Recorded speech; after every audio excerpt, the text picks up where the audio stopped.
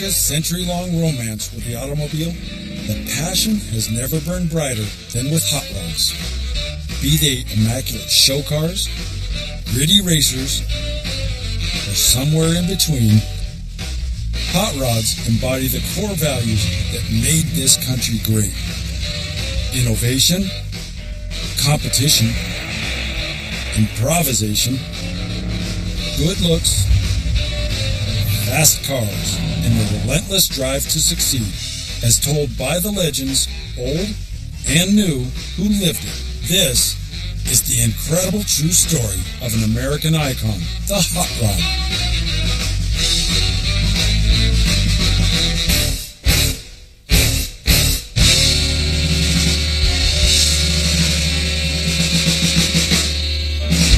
Hello, I'm Chip Foose. Hot rods are some of the most visually expressive cars to ever grace the pavement. But rodding at its heart is about power, performance, and pure speed. And what in the early days was an ad hoc affair of garage shops and magazine ads has evolved into a multi-billion-dollar business. The visionaries who built the speed equipment industry have become some of the most iconic names in the hot rod world, thanks to what they've provided under the hood. If there's one thing that hot rodders enjoy more than driving their cars, it's modifying them. One of the core values of hot rodding is the idea that any stock car can be made faster and better looking with hard work and a bit of ingenuity. And since each car becomes infused with the personality, priorities, and tinkering skill of its owner, no two hot rods are alike. They differ in style, in body, in customizing, and paint and performance. But almost all hot rods do have one thing in common. Under the hood, not one of them sports a stock engine. For all the work rodders put into the exterior appearance of their cars, even more goes into what's under the hood. And hot rods could be said to have a common ancestor. This unassuming 32 Roadster, which was both daily driver and speed equipment laboratory for Vic Edelbrock Sr. In fact, the passion for engine modification is rooted in the golden age of hot rodding, when people went to great lengths to improve the performance of their cars. They were taking cars like the 1932 Ford and throwing away as much as possible. The fenders were the first to go. The bumpers were the next to go. The top was the next. The hood was the next. You name it. They wanted people to see that their cars were lighter, but they wanted people to see the mechanism. They wanted to show off what they had done. There's no sense in putting all that work into an engine that can make your car go fast, but not let anybody look at it. It wouldn't make sense. When I was a kid, you wanted to open your hood and see something by Edelbrock underneath there. I mean, Edelbrock was a household word in performance. So you always grew up wishing for something with full Edelbrock equipped. You know, you wanted to put that decal on your car, Edelbrock equipped. The car certainly was the center of my universe. Pretty much any waking moment that I had that I wasn't in school, I was thinking about what I was going to do to my car, where the next drag race was going to be, who was going to go, what modifications I could make either to my buddy's car or my car to make it go faster and have more fun with it. Just learning about all the things that people were doing to make these cars go faster and look better. It was just so much a focus and growing up in the 50s and 60s. But even the hot rodders of the 50s and 60s were continuing a tradition that reached back to the very birthplace of the culture, when legends walked the earth and speed equipment was very much a personal affair.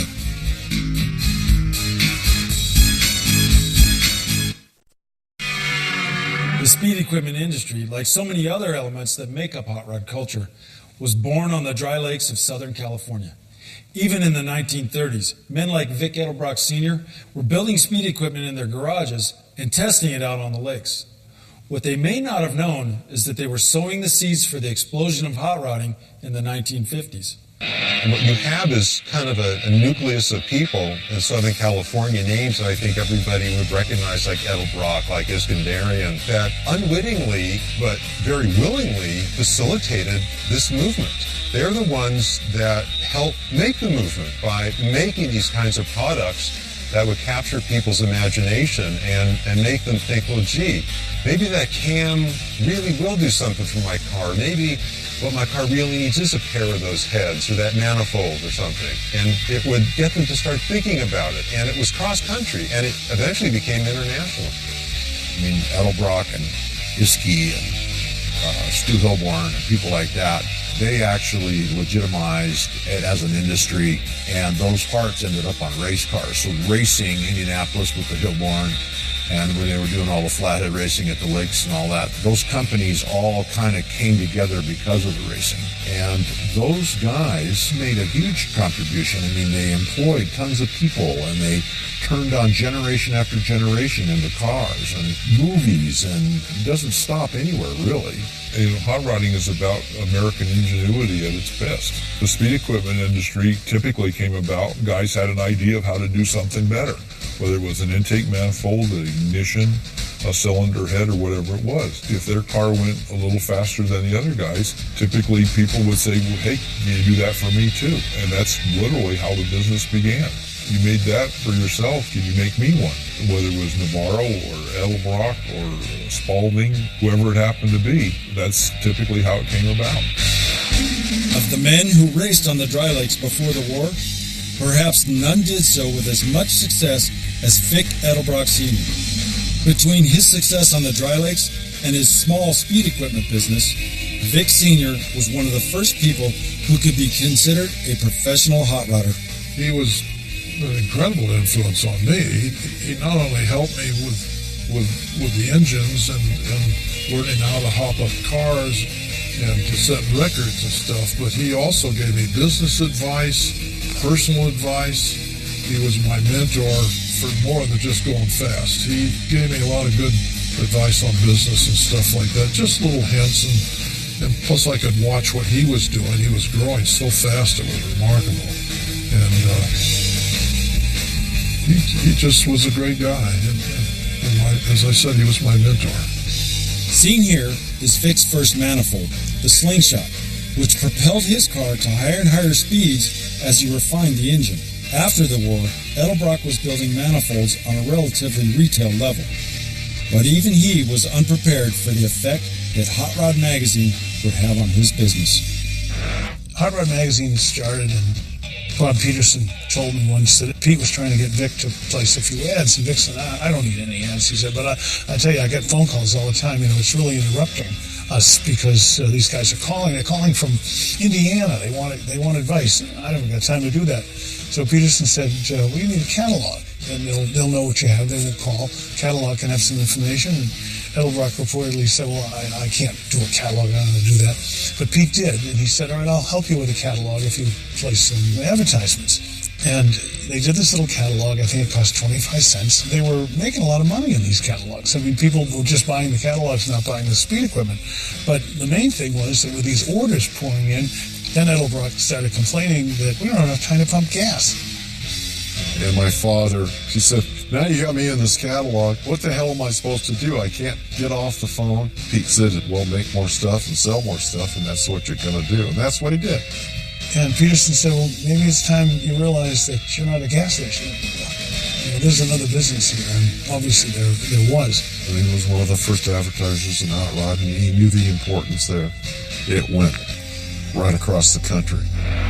As Hot Rod Magazine's subscription rates grew, so too did the business of the more successful manufacturers. Another lakes racer that found his stock on the rise was Stu Hilborn, the rare hot rodder that came from a hard science background. Hilborn developed a new kind of fuel injector that he first displayed at the 1948 Armory Show. The people who come by and take one look at it and say, what is it? I tell them it's a fuel injector. And they say, how fast have you gone with it? Well, I haven't run it yet. And they say, well, tell us how it works. And when they found out that I didn't time it, they said it won't work. And they say, well, everybody shuts the fuel off when the valves are closed down. You have to do that. I said, no, you don't. The time is so short between the off and on that There's no way in the world you detect the difference, especially when you're running at 5,000 RPM. They just shook his head. Now, these were in particular, they were people that worked in cars all the time, engineers, even high technical people. All say, won't work. You've got to close the fuel off. So I said, well, I'm going to prove it one of these days, and eventually I did. The Hilborn fuel injector was put to the test at El Mirage Dry Lake, and the result was beyond anyone's expectations. Anybody could drive a car, but building the car and figuring out what to do and making changes, that's what I liked. So I got one of the fellow members of our club to do the driving for me. The car was all done. We're coming up for the first race. We got through the run, and we had 146. Fastest time ever turned up at the Dry Lakes. Everybody was delighted, of course. I made a small change because of the temperature going up. We went back, got in line for another run. Our driver took off. I could tell right away we made a good move by the sound. He completed his run, and they announced it over the PA. 150. That's the first car ever to go 150 miles an hour up there. Boy, that's a huge jump. The real publicity came back after we got home. It was the Ford Motor Company. Of course, it drew their attention because I was running a Ford. They told about how great it was, and they said it was equivalent to breaking a sound barrier for an airplane. That's how much they thought of it. In fact, Hilborn's feat came mere months after Chuck Yeager became the first man to break the sound barrier, which coincidentally came in the skies above Muroc Dry Lake, the destination of choice for pre-war hot rodders.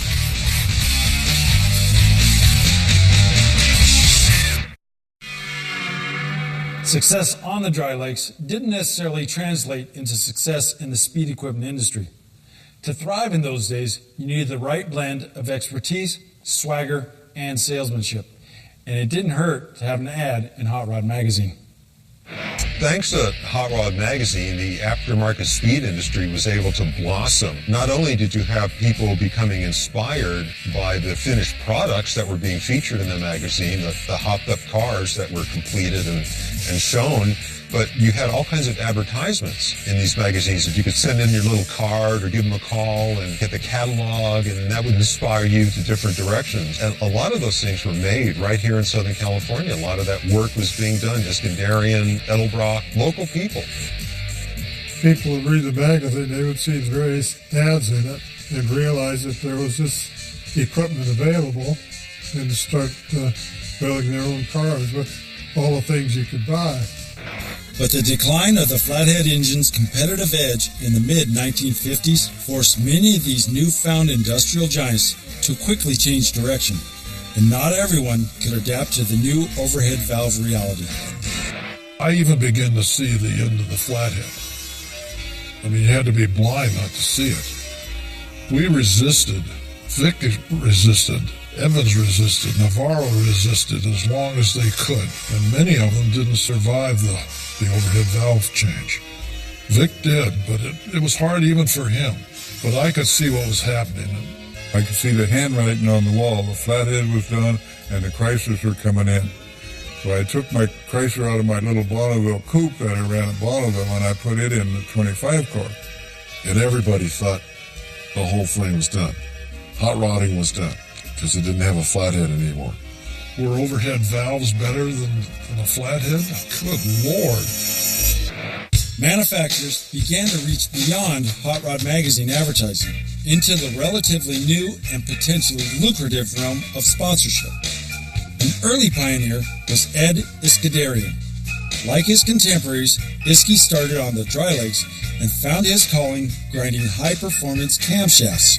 And he was so good at it that he eventually became known as the Cam Father. Iskey was one of the first to find purchase for his company in the increasingly popular sport of drag racing. I found out that in Indianapolis, you pull your Offenhauser into the victory lane there, and the Champion spark plug man would lift your hood. And if you had Champion spark plugs, you got $500 from the factory. Donovan had worked at Meyer and Drake where they built the Offenhauser engines, so I told him about it. And he said, yeah, I know that. I know about the Champion giving that money away. We didn't know the name for it at the time, but that's contingency money. He said, you ought to give away $500. That'd be good publicity stunt, wouldn't it? Yeah, and wouldn't have to pay unless we were winners. By golly, we did win, and we gave away the $500. My tech man, he came back and he said, you know, all those 26 other winners, they said, how about something for us? We're not top eliminators, but we win in our class. I said, okay, let's put up $100 in each of those classes. So the next year we did that, and that's when we had 26 winners that year. So that was how we started giving away that money. Isky also made a name for himself, providing equipment for Mickey Thompson's Challenger 1, which broke the one-way land speed record at Bonneville in 1960. Much to my surprise, he came to me and wanted to know if I wanted to sponsor him for this 4-engine car. He was so enthusiastic, you couldn't turn him down. I decided I'll go over to Vic now and tell him what I've just promised to do. And he said, tell me something. Has a man ever bought anything from you before? And I said, I see what you mean. Every time we went to Bonneville, we noticed a big sign. I think Mobile Oil Company put it out there, Sir Malcolm Campbell, and they put the speed of 400 and some miles an hour. Sir Malcolm Campbell, he had been knighted by the Brits. In our ads, we would, just for fun, we'd put down Sir Mickey Thompson broke these records with Isky cams and so forth. Pretty soon his crew used to tease him sometime and call him Sir Mickey too. Yeah, we found out that later. We got our money's worth out of his success up there. Another of Thompson's sponsors was Stu Hilborn, who made the most of the partnership. But by then, Hilborn had made inroads into one of the most hallowed American racing venues. A place about as far from the dry lakes of Southern California as you're likely to find. The fabled Brickyard.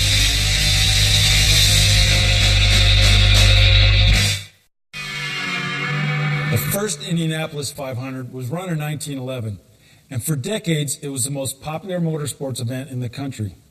But with prestige comes resistance to change, and for a hot rodder like Stu Hilborn, getting your foot in the door was nearly impossible.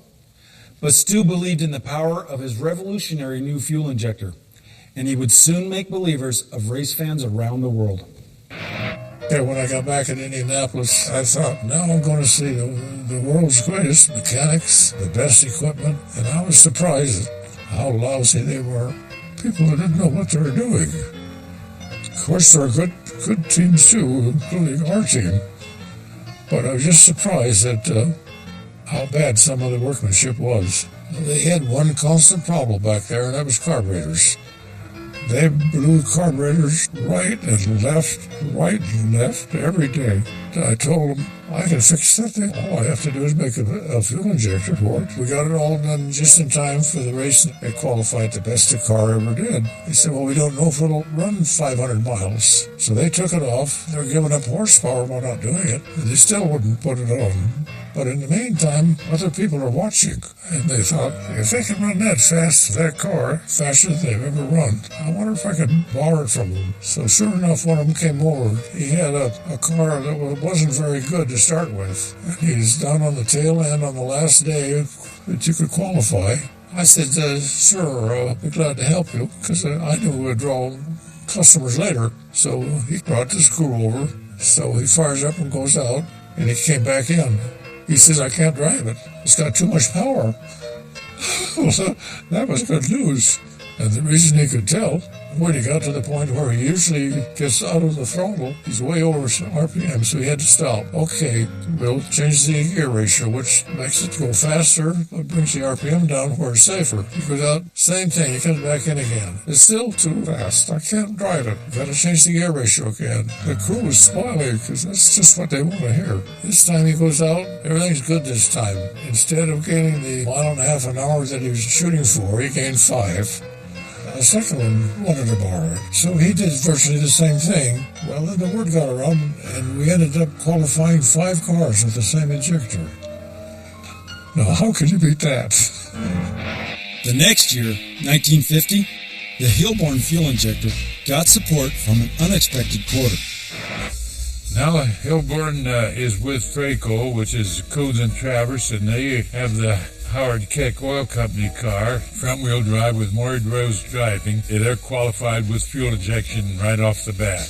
Well, after they're qualified, Maury Rose sees Jim Travers fooling around under the hood. He said, "What are you doing under there, Jim?" He says, "Well, I'm taking off the fuel injection and putting on the carburetors." "Oh, no. If that's what makes it go, that's what we're going to run." So they ran the whole race with the fuel injection. It worked fine. They didn't win, but they placed pretty good. And from then on, they had a good 30 horsepower over carburetors, so everyone had Hilborn's injection from then on. That's a great story about a guy that got an idea and built something in the garage, put him on the map. 1952 would prove to be one of the most memorable Indy 500s in history. During qualifying, the track record seemed to fall every time a new car took to the bricks, and the 33 cars qualified at an average speed of just over 135.5 miles per hour, by far a new record. And the driver for Hilborn's team, Bill Vukovich, started in second place. He would lead the race for 150 laps before crashing into the wall on lap 192. With victory in sight, he hit the wall. His steering gear gave out. Bill's okay though. He got hurt. But ladies and gentlemen, what a tough race. However, he wasn't the only person running a Hilborn fuel injector that day. The eventual winner, Troy Ruttman, also had a Hilborn under the hood and overcame a midfield start to become the youngest man ever to win at Indy, which he remains to this day. He also bettered the track record by over 2.5 miles an hour. And for Stu Hilborn, winning begat more winning. Ruttman's was the first of 34 Indy-winning cars that were powered by a Hilborn fuel injector. Not bad for a former chemist from Los Angeles. With Edelbrock dominating the hot rod marketplace, Iskandarian embracing the power of sponsorship, and Hilborn bringing hot rod sensibilities to new venues, the industry was well on its way to becoming the multi-billion-dollar powerhouse it is today. And while all of this equipment would have been for naught had it not been for hot rods, you could argue that without a robust base of manufacturers, hot rodding itself would have never become one of our national pastimes. I'm Chip Foose. Thanks for watching. Next time on American Icon, the Hot Rod. I don't think I'm alone in saying that the Dome Spencer Roadster would have to be the #1 hot rod. It's head and shoulders above almost anything else. I thought he was smoking something. Where was he going with this? Turns out Roth was more of a visionary than anybody. I took it to the Oakland Roadster Show, and I won the whole damn